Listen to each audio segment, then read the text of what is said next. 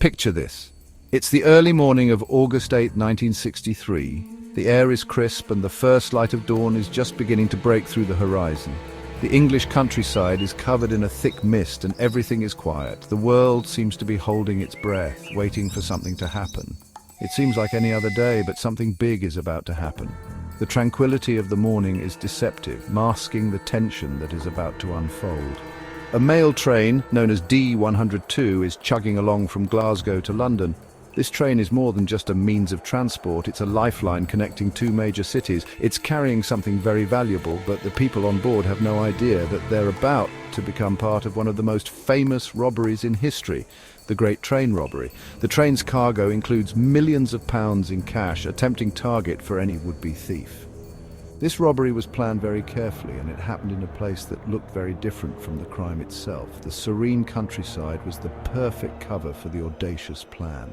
A group of 15 men, all wearing masks to hide their faces, were about to turn this ordinary Thursday into a day that everyone would remember. They had spent months planning every detail, ensuring that nothing was left to chance. News of what they did spread incredibly quickly, shocking people all over the country. The headlines screamed of the daring heist, capturing the imagination of the public. Everyone was talking about how daring the robbery was, especially because of how much money they stole. Conversations buzzed with speculation and awe at the sheer audacity of the crime. The robbers got away with over £2.6 million, which was a huge amount of money back in 1963. It was an unprecedented sum, making the heist even more sensational. Today, that would be like stealing over £50 million. The scale of the theft was almost unimaginable, adding to the legend of the Great Train Robbery. Because they stole so much, the robbery became famous almost instantly. The media couldn't get enough of the story, and it dominated the news for weeks. People everywhere in England, from families in their homes to friends chatting in pubs, couldn't stop talking about it. The heist became a part of everyday conversation, a story that everyone had an opinion on. The robbers were like celebrities, but for doing something illegal. Their notoriety grew and they became infamous figures in British history, remembered for their bold and brazen act. You might think the Great Train Robbery just happened out of the blue, but it was actually planned for months, with meticulous attention to every detail. The leader of the robbers, a man named Bruce Reynolds, and his team thought of everything.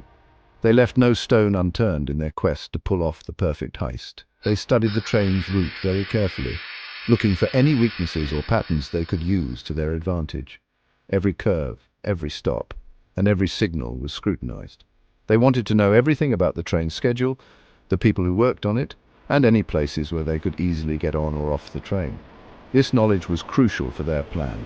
To make sure they didn't get caught, the robbers pretended to be bird watchers so they could watch the train without anyone getting suspicious. This clever disguise allowed them to gather information unnoticed. They paid attention to every detail, like when the train stopped, how many guards were on board, and even how the signals on the track worked. This level of detail was essential for their success. They also learned about the police patrols in the area just in case they needed to make a quick getaway. Knowing the movements of law enforcement was a critical part of their strategy. The robbers also needed special equipment for their plan. They gathered everything from walkie-talkies to tools that would help them break into the train.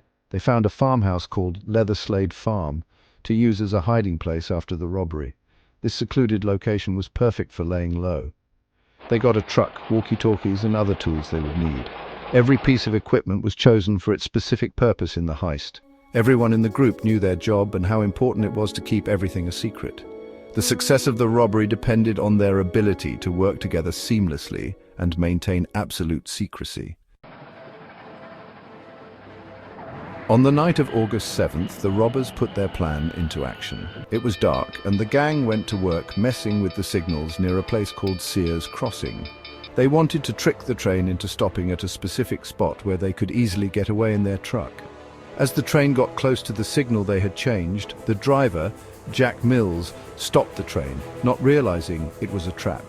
Suddenly, the robbers, dressed in overalls and masks, stormed onto the train. They quickly took control, not hurting anyone too badly, but making it very clear that they were in charge. Now that they were controlling the train, the robbers detached the carriage that had all the valuable stuff in it. They made the train driver take this special carriage to a more hidden place called Bridego Bridge. This was a very important part of their plan because it was much safer to unload the stolen mail bags there. Even though they planned everything carefully and tried not to hurt anyone, something bad happened during the robbery. The train driver, Jack Mills, got hurt and ended up with a head injury. Nobody knows exactly how it happened, but it showed everyone that even a well-planned crime can have serious consequences. The fact that Mills got hurt made people really angry and put a lot of pressure on the police to catch the robbers. Before, some people thought the robbers were kind of cool for stealing from the rich, but after Mills got hurt, everyone saw them as dangerous criminals. Even some of the robbers felt bad that he had gotten hurt, realizing that their actions had consequences they hadn't thought about. The robbers didn't want to hurt anyone, but Mills' injury showed them that even the best plans can go wrong. It reminded everyone that crime always has victims and made the whole story even more complicated.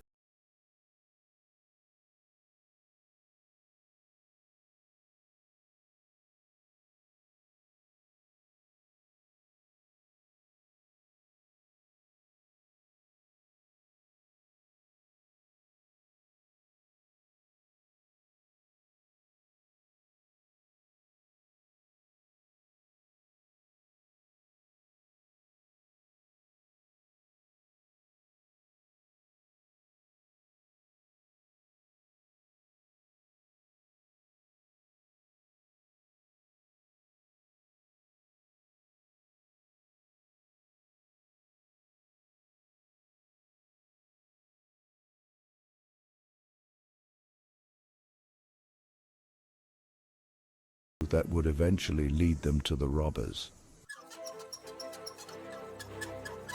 The Great Train Robbery sent shockwaves through Britain. The sheer audacity of it all, the amount of money stolen, it was unheard of. The police launched a massive investigation, determined to bring these criminals to justice. Scotland Yard, the big guys, were on the case. Detective Chief Superintendent Jack Slipper led the investigation, and he meant business. Forensic teams were combing the crime scene for clues, while detectives were interviewing anyone who might have seen something. They were studying the gang's every move, trying to understand how they pulled it off. It wasn't easy for the police. The robbers had vanished into thin air, leaving very little evidence behind. But the detectives didn't give up. They knew that everyone makes mistakes, and they were determined to find those mistakes. Despite their best efforts, the gang's luck ran out. One by one, they started getting caught. It was a combination of their own carelessness, people ratting them out, and the relentless pressure from the police. Remember those fingerprints on the Monopoly money? That was a game changer. Those prints led the police straight to several gang members, including the mastermind himself, Bruce Reynolds. Others were caught because people gave them up or because they got caught committing other crimes later on. The trial of the Great Train Robbers was huge news. Everyone was following the story, fascinated by the crime and the people involved. In the end, most of the gang members were found guilty and sent to prison for a very long time. The Great Train Robbery wasn't just a crime, it became a cultural phenomenon. People were obsessed with how daring it was, how well planned it was, and how they managed to escape. It seemed like everyone was talking about it. The robbery became the subject of books, documentaries, and even movies, each telling the story from a different point of view. People couldn't get enough of it. It even inspired songs and TV shows, making it a permanent fixture in pop culture. The Great Train Robbery became a symbol of ambition, betrayal, and the allure of easy money. Why were people so fascinated by it? It's complicated. On one hand, they admired the robbers' guts and cleverness. On the other hand, they wanted to see justice served. The robbery also sparked debates about social class, wealth, and whether the justice system was fair. Some people saw the robbers as working-class heroes who dared to take on the system, while others saw them as criminals who deserved to be punished. The Great Train Robbery, even though it was a crime, changed British history in ways that are still felt today. It forced the railways to improve their security, leading to significant changes in how valuable cargo was protected. They started taking mail trains much more seriously. adding stricter security measures and putting guards on trains carrying valuable things, ensuring that such a heist would be much harder to pull off in the future. The robbery also had a huge impact on the robbers themselves, altering the course of their lives forever. After getting out of prison, some of them tried to cash in on their notoriety, writing books or giving interviews about their experiences, hoping to turn their infamy into a source of income. Others wanted to forget the whole thing and tried to rebuild their lives away from the shadow of the crime, seeking a fresh start. The Great Train Robbery is a story that people still talk about today, a tale that has become a part of British folklore. It's a story of incredible audacity, meticulous planning, and the consequences of breaking the law, capturing the imagination of many. It reminds us that even the most well-thought-out plans can go wrong, and that justice, while sometimes slow, often prevails, bringing those who break the law to account.